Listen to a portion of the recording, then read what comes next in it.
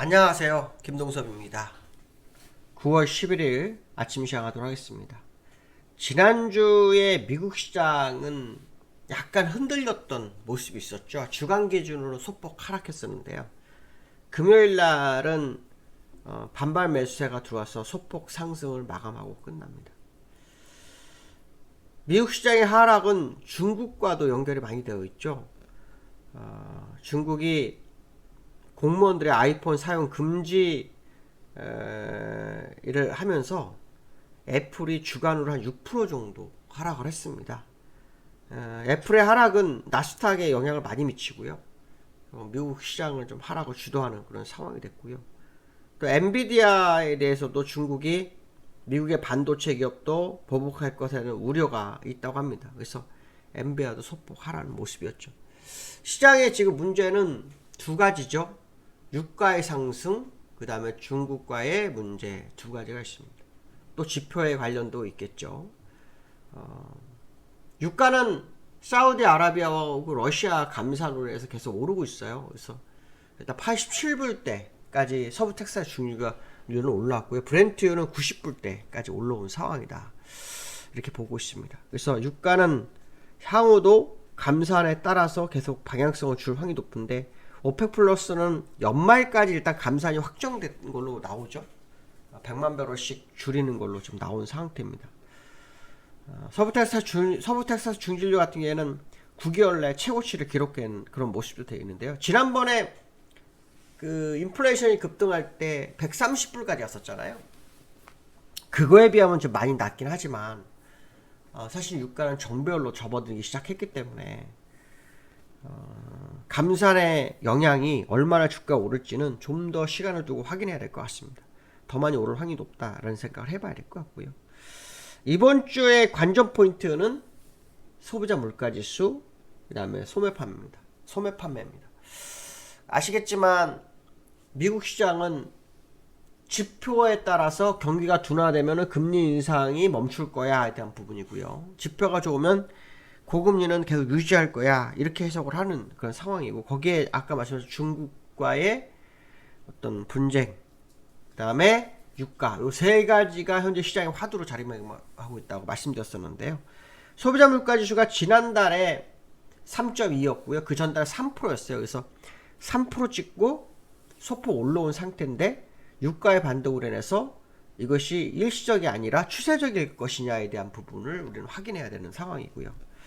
그 다음에 14일날 소매 판매 지표가 나옵니다. 이것도 상당히 중요하죠, 미국에서는. 왜냐하면 미국은 소비가 주류를 이루기 때문에 소매 판매 지표에 따라서 인플레이션에 대한 대응, 연율의 대응, 뭐 이런 것들이 결정이 날 수 있죠. 그래서 그런 부분을 좀 지켜봐야 되는 현재 상황이다, 이렇게 보시면 될 것 같습니다. 그래서 이번 주에 미국 시장에서 지표들을 주의 있게 봐야 되는 한 주고, 그 다음 다음 주에는 FMC 회의가 있습니다.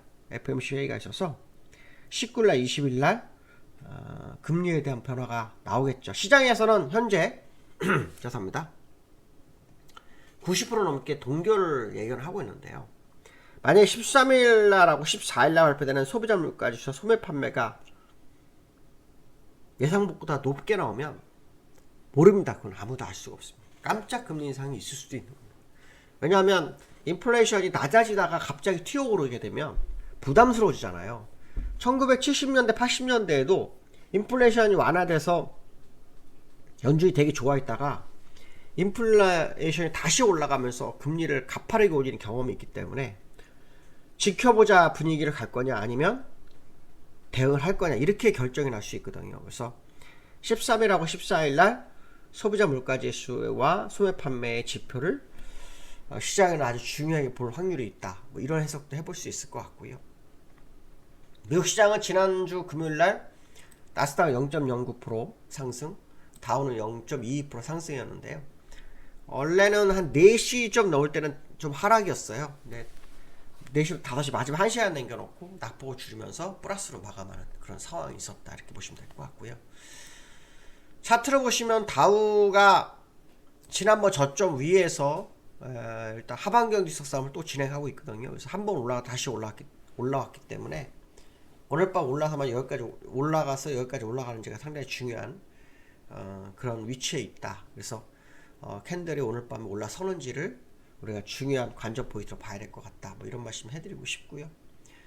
두 번째로는 나스닥인데요. 나스닥도 역시 마찬가지로 캔들이 지금 올라와 있죠. 그렇죠? 올라와 있습니다. 근데 지난번 저점으로는 가지 않았어요. 다우나라스 공통점이 다 지난번 얼마 전 저점은 깨지 못한 상태에서 하방격세를 일부 확보하면서 되돌리려고 하는 모습이 현재 기술적 분석 비슷한 흐름이 있다. 이런 해석을 할 수 있을 것 같고요. 서부 텍사스 중진류를 좀 볼 필요성 있죠. 지난주, 그러니까 이번 9월 들어서서 상당히 가파릅니다. 이번 9월도 가파릅니다. 벌써 지난번 그 8월달 고점이 84불이었는데 이걸 넘었고요. 다 그 이상에서 거래가 되고 있다는 게 특징이고요. 목요일날은 소폭 하락했지만 5일선을 이탈하지 못했고요. 금요일날은 5일선 이탈하는 듯 했지만 결국 올라서서 종가상으로는 거의 고점 부분에 또 갖다 붙여놓고 끝났습니다. 그래서 이번 달에 만약에 이 정도 87불 때 만약에 끝나면, 평균가 끝나게 되면 인플레이션은 또 소폭 증가할 확률이 높거든요. 그래서 이 인플레이션에 대한 어려움이 상당히 좀 있는 상황이다라는 거죠. 유가는 지난번에 말씀드린 러시아의 어떤 의중, 그 다음에 사우디아라비아의 미래 먹거리를 위해서도 유가는 좀 많이 땡겨야지만이 아마 미래 먹거리를 준비하는 어떤 자금이 확보된다, 이런 회사 계산이 있을 거예요. 그러니까 그런 부분들이 시장에는 좀 부담으로 다가오는 상황이다라는 해석을 계속 해야 될 것 같습니다. 자, 두 번째로는요, 코스닥이 코스피 거래대금을 앞질렀다고 합니다. 이거는 이제 2차 전지하고요, 초전도체, 뭐 이런 것 종목들 있잖아요. 뭐 양자 컴퓨터, 이런 종목들이 막 오르면서 그 단타가 성행했던 것 같습니다. 단타가. 그래서 이 업종에서 코스닥을 좀 보시면요, 거래대금이 언제부터 늘기 시작하면 이때부터 느네요. 그렇죠? 7월부터 서서히 늘었습니다. 근데 이제 물론 과거 여기에 비해서는 그냥 거의 비슷합니다. 근데 거래소가 많이 줄었죠.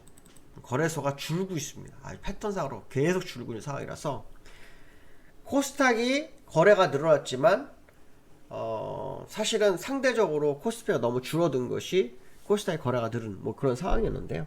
현재 코스닥에서 거래대금이 10조 7천억입니다. 아마 코스닥으로 좀 외국인도 많이 거래를 시도하고 있는 모습이 있거든요. 그래서 그런 부분들, 그런 것들 시장을 조금 코스닥으로 유도하는 그런 상황인데,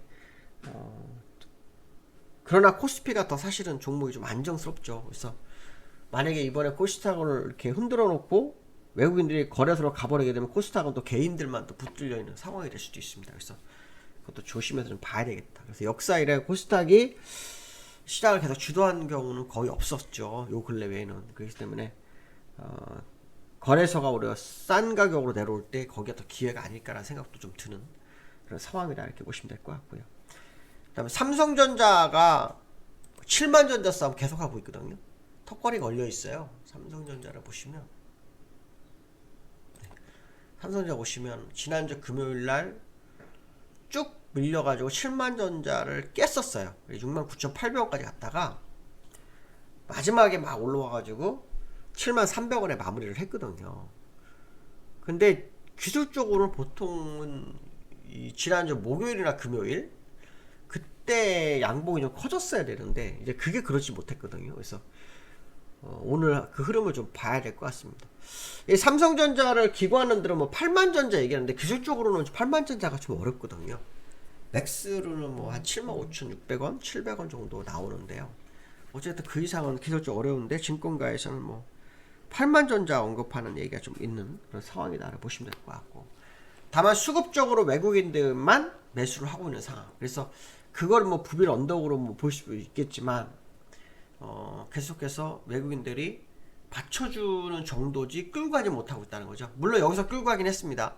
근데 그 이후로 기관들의 매도와 개인의 매도에 영향을 받으면서 더 못 가는 상황이 있기 때문에 삼성전자 흐름을 잘 보셔야 되겠다, 이렇게 말씀드리고 싶습니다. 오늘 여기까지 하겠습니다. 감사합니다.